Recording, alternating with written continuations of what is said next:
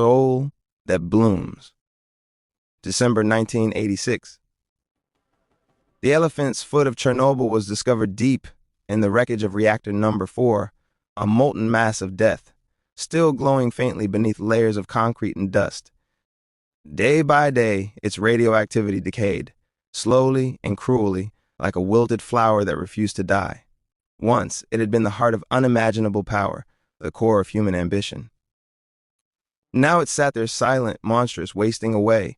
Many had tried to harness its energy again, to turn its lingering fury into something lasting, something useful. But no one had succeeded. Every experiment failed, every attempt consumed by instability and madness. Was this all it would ever be, a scar of history, fading quietly until it vanished? Decades passed. Chernobyl changed. The exclusion zone grew still, wrapped in an uneasy peace. Moss crept over the ruins. Trees pierced through cracked concrete. The air hung heavy with the smell of rust and rain. Eventually, the site became a museum, the reactor entombed behind glass, a monument to catastrophe and human pride. Tourists came and went, taking photos through thick barriers, never lingering too long. The locals stayed away. They said the place was cursed, that something beneath lingers bad energy. Then came the experiment. A small team of scientists arrived under a veil of secrecy dispatched by a hidden government division, one that didn't officially exist. Their mission is to study strange fluctuations in background radiation, irregular pulses that seem to precede unexplained phenomena. "This place is a mess," one of the newcomers muttered, stepping over broken glass. "There are a lot of cleanup to do," replied the other, forcing open an old metal case. Inside were dozens of empty syringes and cracked vials, remnants of a lab long forgotten. The guy before us must have been a hoarder. "A crazy one," he said, forcing a laugh. Outside, rain began to fall, a steady drizzle tapping against the shattered roof. The two worked in silence, unpacking their equipment. The flickering lights reflected in the puddles spreading across the floor, giving the room a faint, ghostly shimmer. Years passed again. The project changed hands, names, and purposes. What was once a secret became abandoned. The government eventually pulled out, citing lack of progress. The museum decayed, its glass cracked, its fences rusted. Only two people remained: Lena Kovalenko and her partner, Sergei Antonov, specialist assigned to monitor radiation levels near the elephant's foot. "The core is becoming unstable again," Lena murmured, adjusting the readings on her handheld meter. "If we could just stabilize it, there might still be a usable energy source in there." Sergei sighed, slumping against the wall. "Generations have tried, Lena. No one's managed to make it last more than a few minutes before meltdown. We're just watching it die." "They pay us well enough to keep watching," Lena replied, half joking, her eyes fixed on the monitor. "Come on, let's grab another sample before it spikes." Yeah. Another sample, another sleepless night in this hellhole," Sergei grumbled, pulling on his radiation suit. They entered the containment capsule, the heavy door sealing behind them with a hiss. The air grew thick, the kind of silence that pressed against your skin. The deeper they went, the more distorted the light became, bending in strange halos through the radiation haze. Water dripped rhythmically from corroded pipes, echoing through the narrow tunnels. "Lena," Sergei's voice trembled slightly through the comms. "What? Don't tell me you're seeing ghosts again. Those stories are just—" "No, look," he pointed. Lena turned and froze. Amid the gray dust and twisted metal, something was growing. A single flower, delicate, luminous, pushing through a crack in the concrete. Its petals glowed faintly blue, pulsing with a strange internal light. It was beautiful and impossibly alive. "A flower," Sergei whispered. Without a word, Lena knelt beside it, eyes wide. She carefully placed a containment dome over the bloom and clipped a small sample into a vial.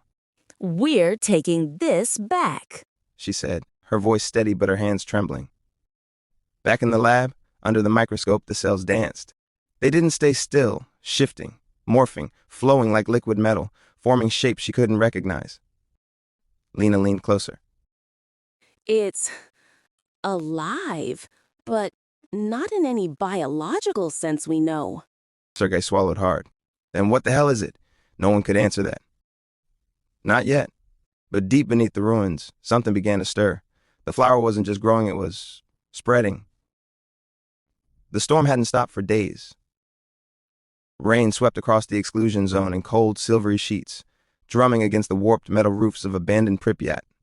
Each drop hissed faintly as it struck the old asphalt, as if even the rain couldn't wash away the radiation that had seeped into the ground.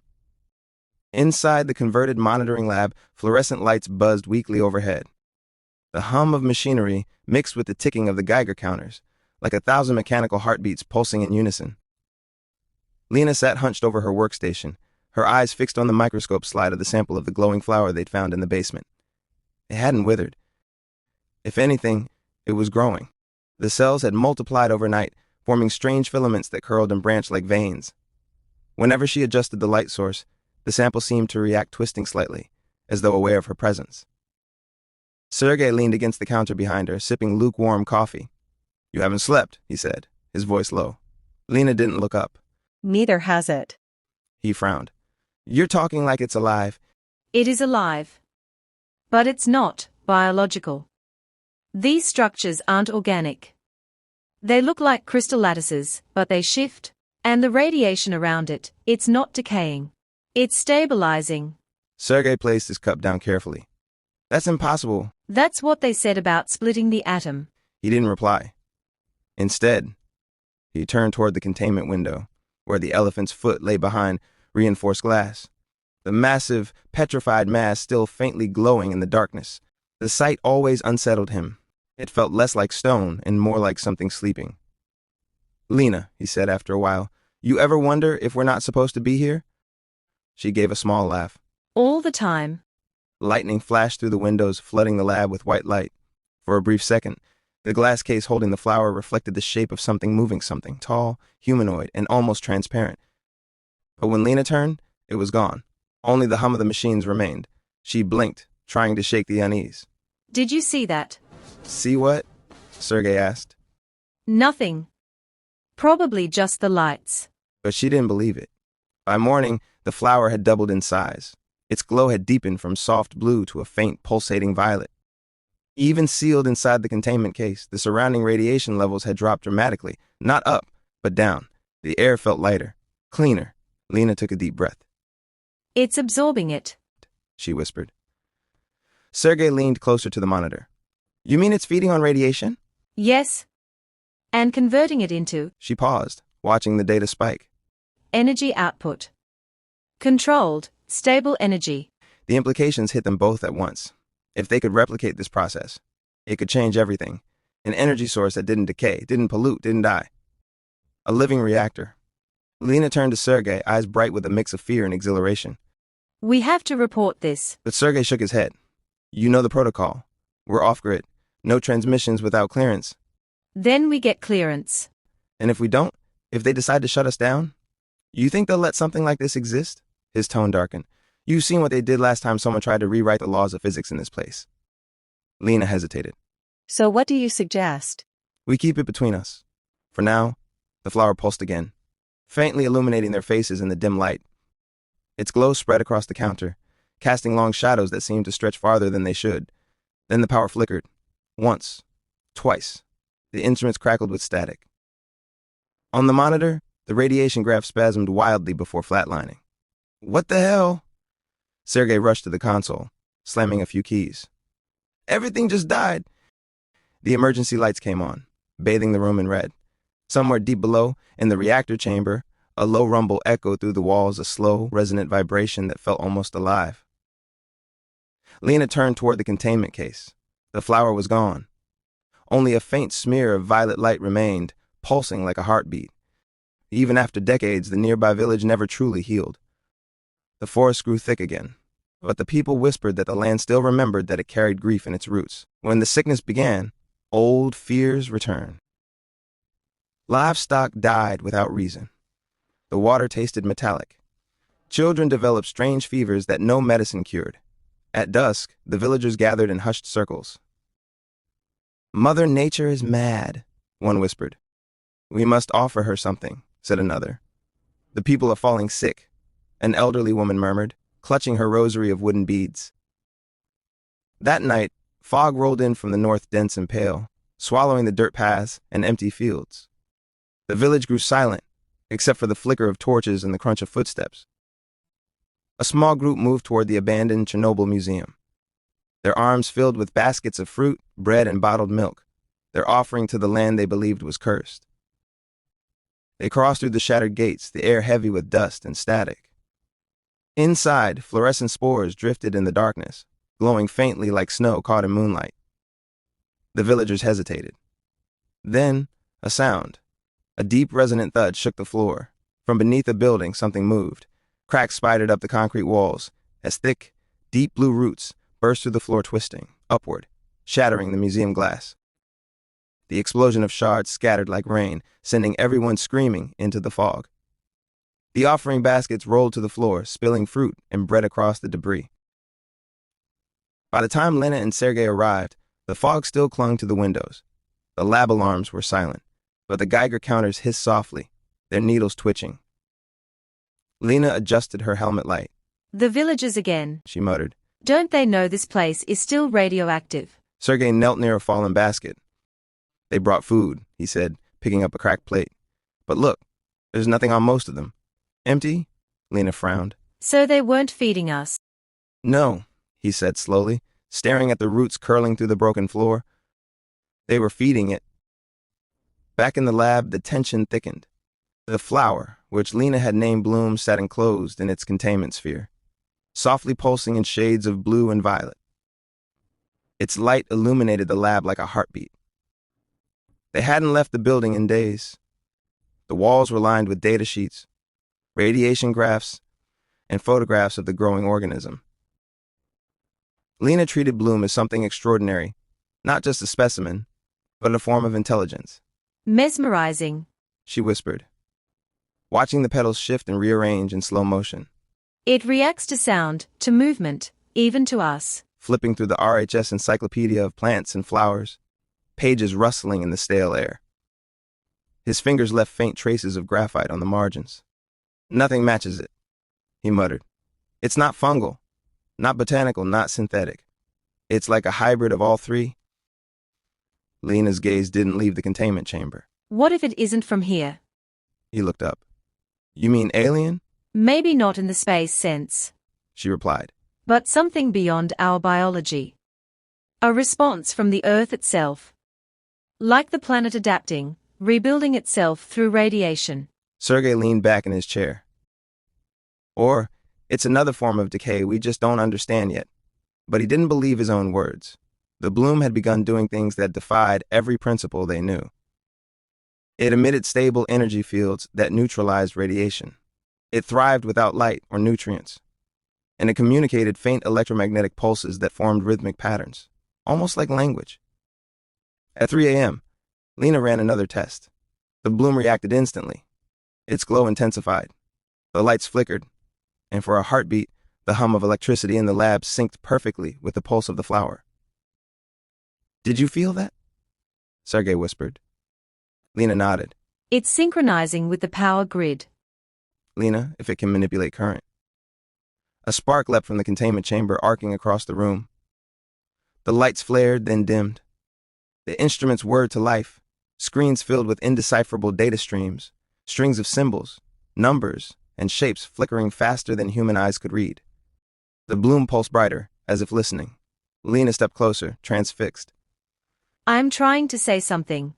Sergei grabbed her arm. Or, it's trying to take over. For a long moment, neither of them spoke. The room filled with the steady hum of power, and beneath it, something new. A sound like breathing. The next morning, the fog didn't lift. It hung low, over the valley like a second skin, swallowing the fields and roads that led to the village. From above, it would have looked as though the earth itself was breathing a faint rhythm, pulsing through the mist, in sync with something buried deep below. Then came the sound. A low hum, like distant thunder, rolling through the ground. At first, the villagers thought it was another tremor, a relic of old reactor quakes. But as the day went on, the soil began to crack. Patches of glowing blue seeped through, lighting the fog from beneath. Then, the buds appeared.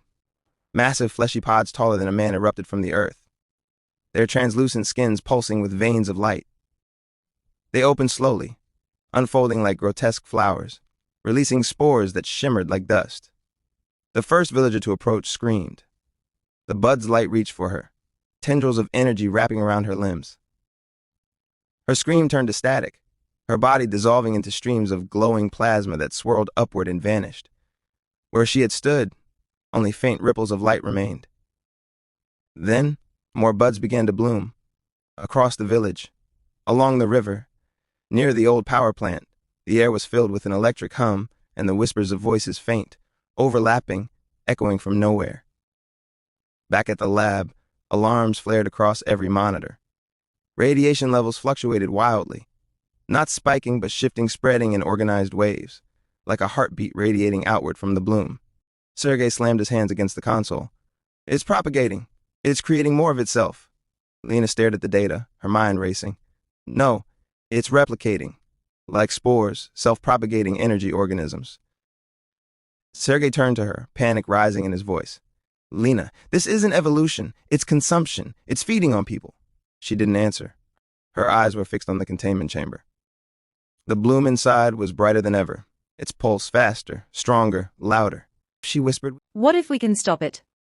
If we can understand how it feeds, we can counteract it. A reactive serum, a kind that neutralizes the energy field. Sergei shook his head. You're not thinking clearly. That thing doesn't want to be stopped. Don't care what it wants. She snapped. We created nuclear death once. We can unmake it. He stared at her for a long moment, then quietly said, You sound just like them.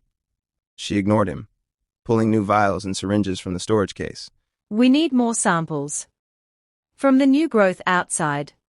Lena. But she was already gone. They returned to the outskirts of the village under a sky that flickered faintly blue. The ground pulsed with light beneath their boots. Dozens of massive buds loomed in the mist, their surfaces alive with slow ripples, like something breathing beneath translucent skin. Lena moved forward, scanner in hand. Just one fresh sample. I can isolate its molecular structure and design a counteragent. Sergei's Geiger counter clicked erratically. Lena, it's not safe. We need to pull back. But she didn't listen. Her gloved hands reached out toward one of the glowing buds. Inside, faint shadows shifted human shapes, faces, eyes flickering like trapped souls. Then, the pod opened.